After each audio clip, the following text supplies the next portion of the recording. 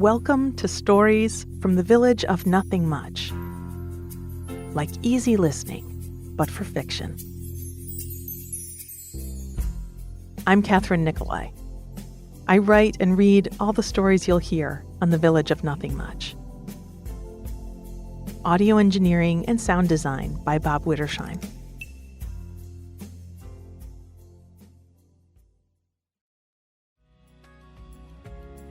In our show notes, you'll find links to our ad-free premium version, our other shows, and our merch and partner products. Hello, my friends. Thank you for being here with me. I hope this new year is being kind to you so far. If you need to take a little break in the cozy world of nothing much, well, I have 3 lovely wintry stories for you today. The idea here, if this is your first time listening, is fiction based more around atmospherics and emotion and sensory elements, and not so much around plot. The characters don't have names. Maybe they are you. The place is where you imagine it. The extra details are for you to dream up. Think of this as a grown-up version of Mr. Rogers' Neighborhood. We call it the Village of Nothing Much, and you are very welcome here. So unclench your jaw, let your shoulders drop down from your ears, and soften the spot between your eyebrows. In fact, let's take a deep breath in through the nose and sigh from the mouth. Nice. One more. Inhale and exhale. Good.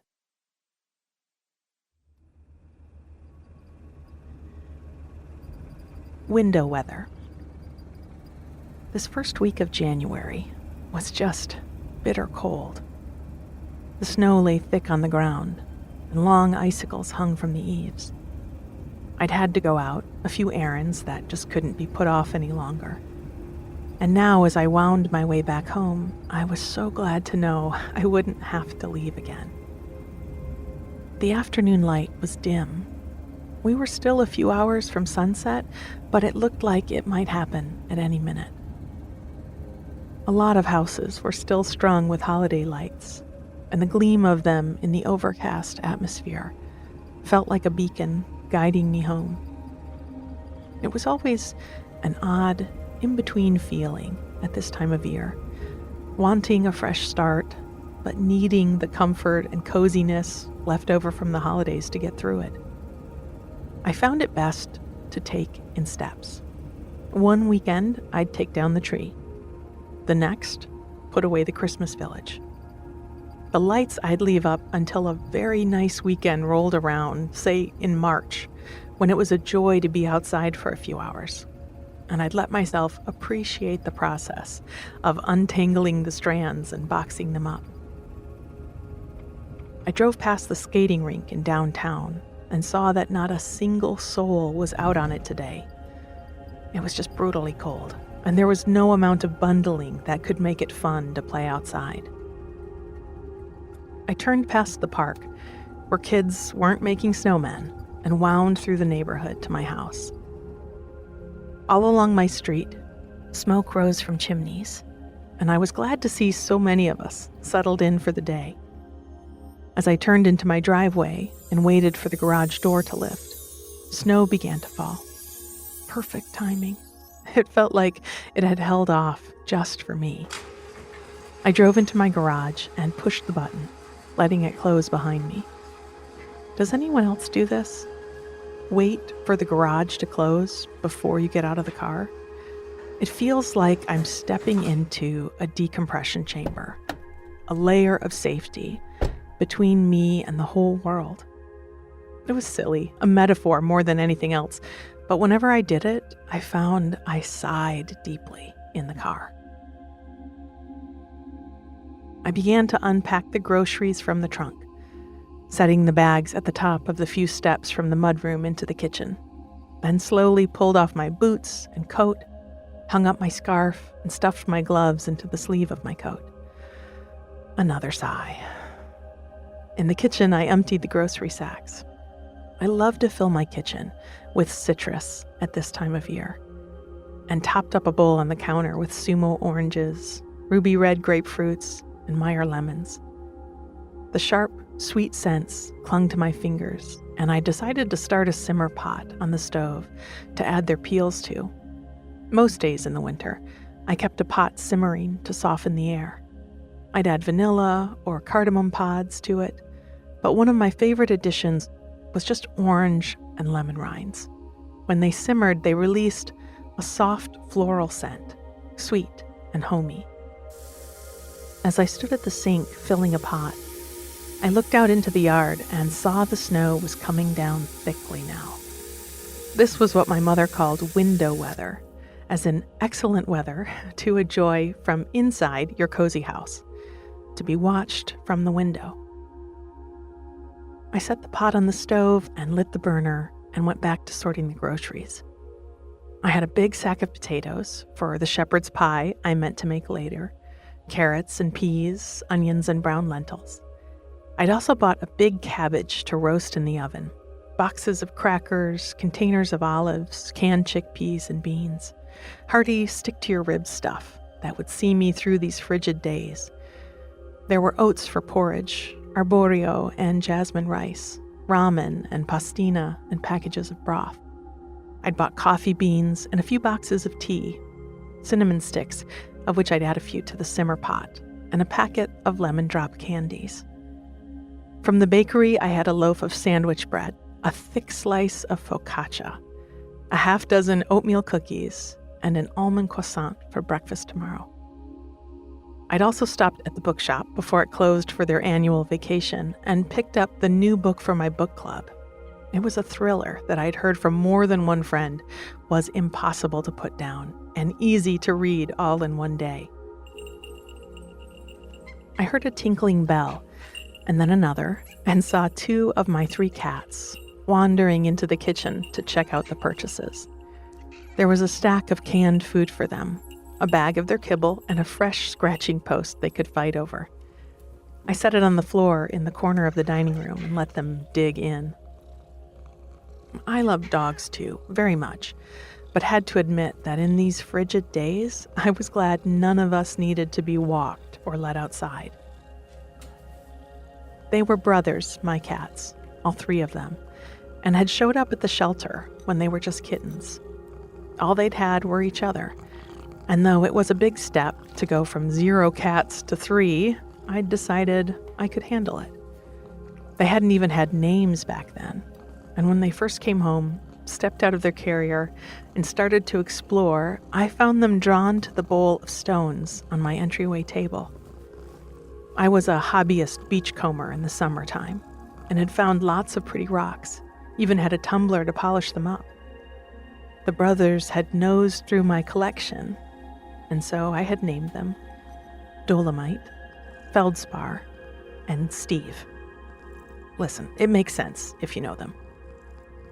Steve meowed from the post, clearly enjoying his new piece of furniture, and I smiled at them as I finished putting everything away.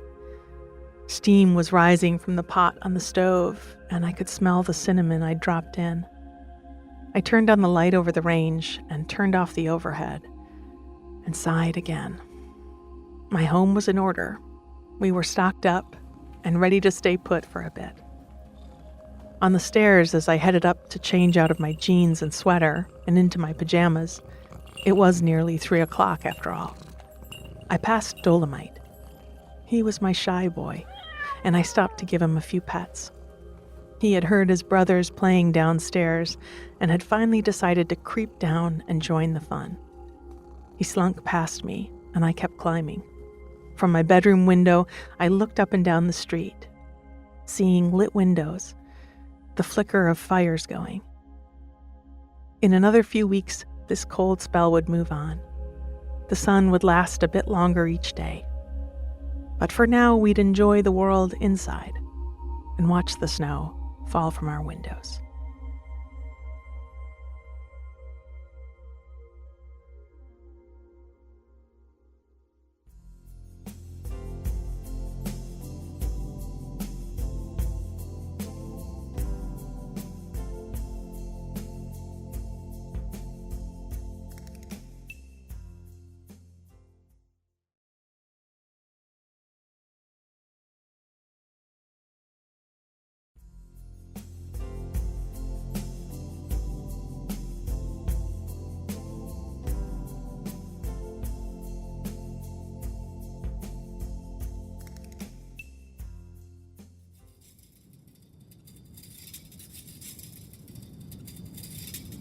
Snowstorm at Weathervane Farm. They had been predicting it for days. A snowstorm like we hadn't seen in years. And to be honest, I've heard that before. Probably more than once per winter. So at the beginning of the week, when all this snow was much more hypothetical, yes, we'd made sure the barns were stocked with extra hay and that the plow was on the truck, but we hadn't made any other plans.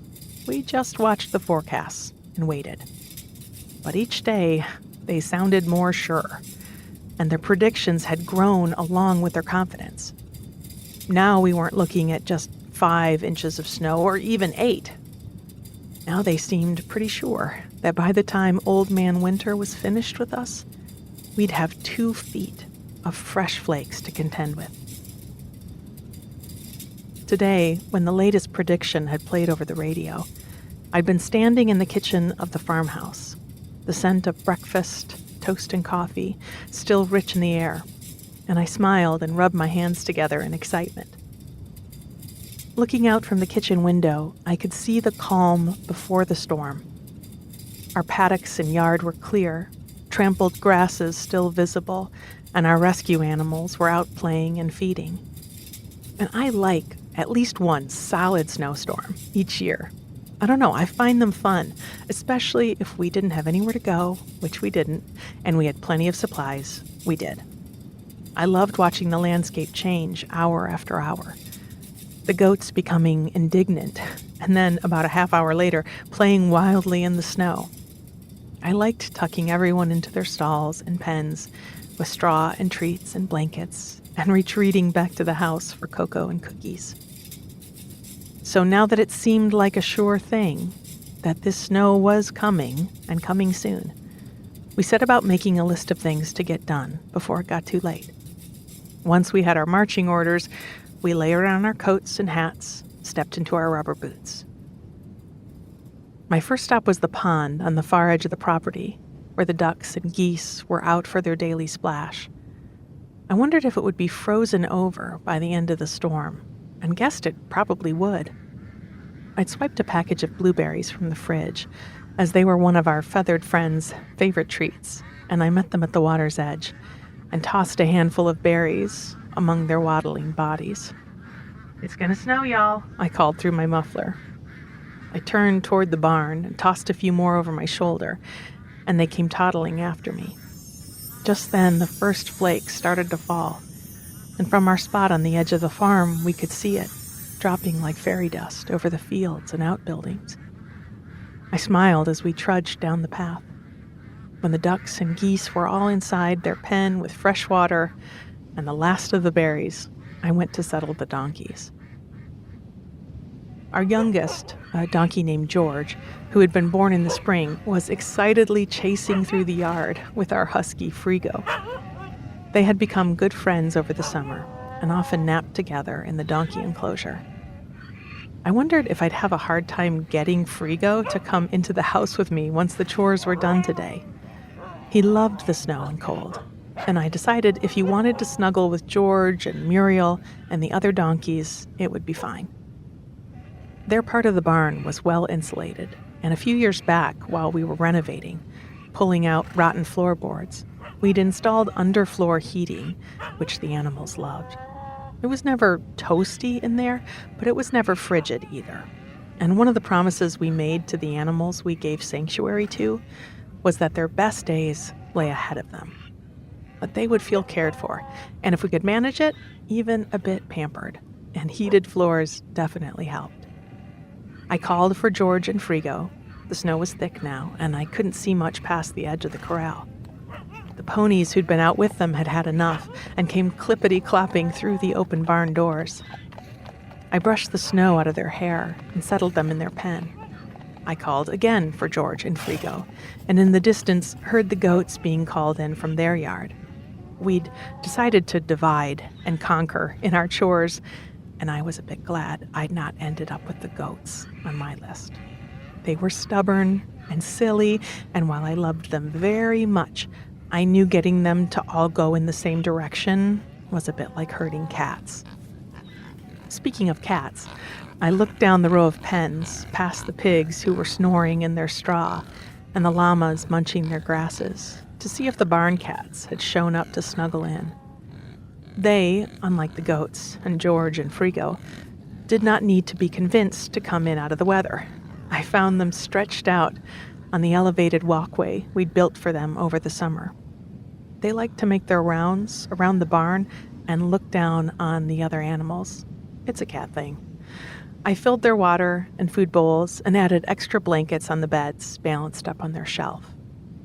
Finally, I'd had it, waiting on my silly donkey and dog, and tromped out into the snow to hustle them inside. When I stepped out, it seemed a full 2 or 3 inches had already fallen. The whole landscape was draped in white. It was a beautiful sight. George was trotting through it and called out to me with a long hee-haw, his little whipped tail wagging behind him. He nudged me for kisses and cuddles, and I stood there with him, his long head in my arms, murmuring to him about the fun he could have tomorrow when there would be even more powder to prance through. Frigo was rolling in the snow, his fuzzy fur inundated with it, and I couldn't help but laugh. These kids, they made me so happy. From the other barn, I could just hear the lowing of the cows and the bleating of the goats who had finally been tucked in. I leaned into George's shoulder and kissed his soft cheek. "Come on, Georgie, nap time." He and a well-chilled Frigo followed me in, and as they settled into the straw with the other donkeys, there was a chorus that began and resounded through the barn. Each animal called out to hear the others. Was everyone inside? They seemed to be asking. I looked and listened and assured myself as well as them. Yes, everyone was accounted for.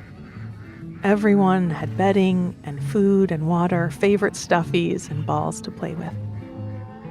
As I pulled the heavy barn door closed behind me and turned back to the farmhouse, ready for cocoa and a spot by the fire, I hummed under my breath, "Let it snow, let it snow, let it snow."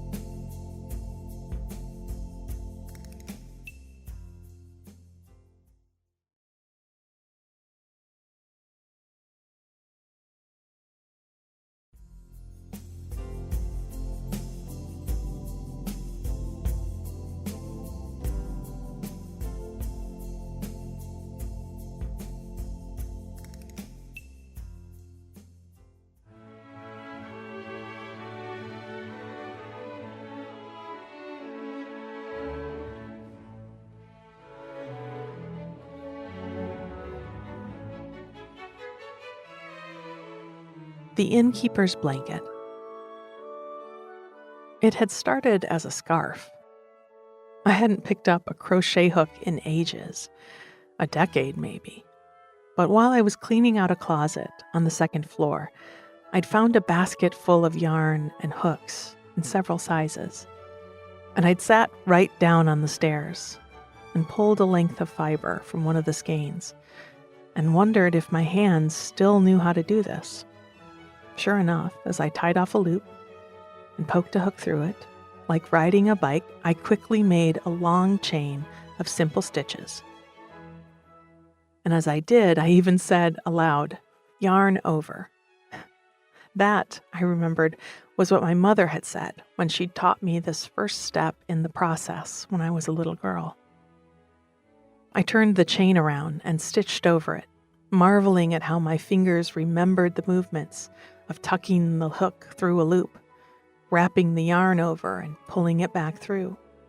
When I got to the end of the row and went to turn it again, I remembered my mother counting out 3 chain stitches before turning so that the design didn't slope at the edges, and I made them myself, counting 1, 2, 3.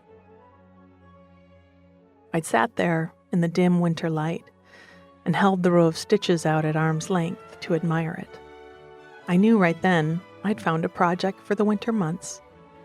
I'd tucked my wobbly first attempt back into the basket and gone back to my chore at the closet that day. I had a feeling that crocheting would not be best enjoyed in the chilly hallway, sitting on a stair, but in front of the fire in the library after my work was done. And I always had a good deal of work to do at the inn in the off-season. When guests were coming and going, as they did from late spring to early fall, we could keep up with the daily room cleaning, the cooking and serving, but anything beyond that had to wait, and it waited for me and for the winter. I'd done lots already, and I didn't mind being alone in the big house.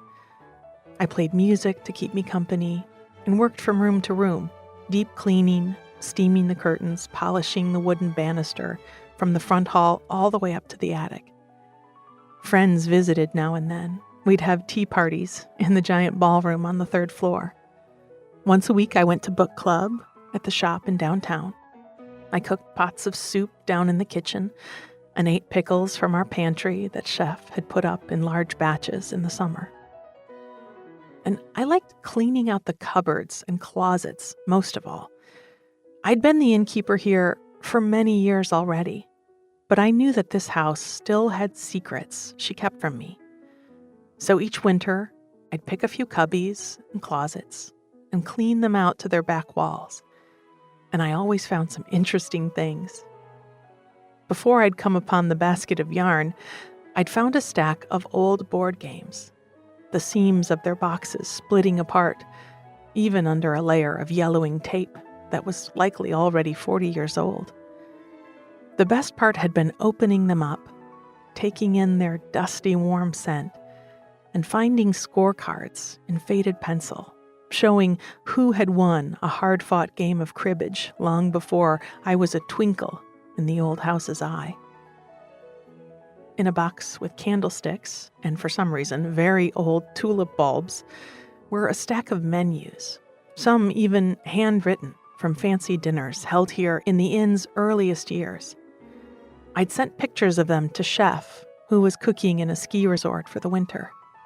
They'd called me and we'd spent a silly half hour going through each appetizer, entree, and dessert, wondering if our modern diners would be interested in some of these very vintage flavors.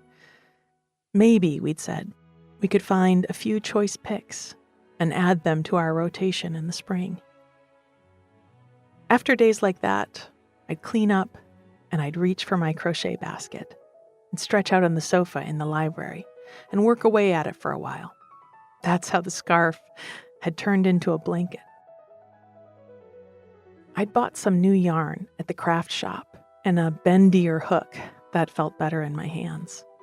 The owner had taken some time to kindly show me a few other stitches, and soon I was well on my way. The nice thing about a scarf, or even a blanket, is that you don't really need a pattern. You just make it. So I'd started stitching a long line and wrapped it around my neck now and then till it was as long as I felt it should be, then turned it and worked my way back across the chain, and so on and so on. At some point I realized that I should probably stop. It was as wide as it needed to be to keep someone's neck and chin warm, but I didn't want to stop. I was having a good time, so I kept stitching and turning, counting 1, 2, 3, and my scarf was soon halfway to being a good-sized blanket. I stretched it out over my legs and it kept me warm while I worked. The evenings passed and I kept stitching. The snow melted and came again, coating the gardens with white. The lake froze over completely, and the geese gathered and flew off one day, honking their goodbyes. I switched from soups to casseroles and a simmered pot with lemon peels. I switched from soups to casseroles and simmered a pot with lemon peels and rosemary on the stove. And one evening, my blanket was finally done. Though I'd been careful with my stitches, in the end it came out a bit wonky. Not so you'd notice when you were cuddled up under it, But when I laid it out on my bed, it had a definite hourglass shape I hadn't intended. It felt a bit like the year, actually, ebbing and flowing, full to thin and back again. And I decided that I liked the organic nature of it. It was handmade, and it showed. Well, that settles it, I said to myself. This one is for me. I'd keep it as proof that even when things are imperfect, they can still be warm and enjoyable.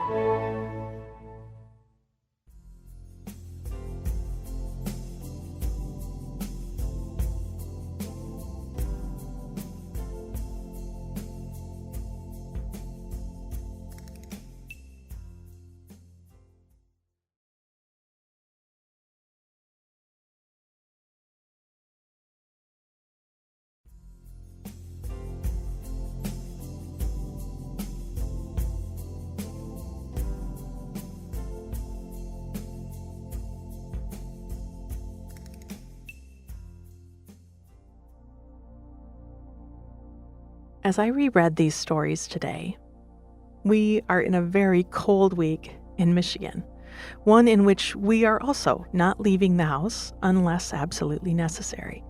And these seem particularly charming to me as I sit under 2 blankets in my writing room, looking down at the Rouge River. The idea of window weather comes from an Icelandic term that, while I'd never heard before, immediately understood. I love a cold, snowy day, but it's best enjoyed from inside a warm house. Do you do that decompression chamber thing in your garage? I do. Or I did when my car still fit into my garage. It doesn't anymore. But I remember that feeling of being like too exposed to the world and then rolling into the darkness of the garage and closing it before opening my car door.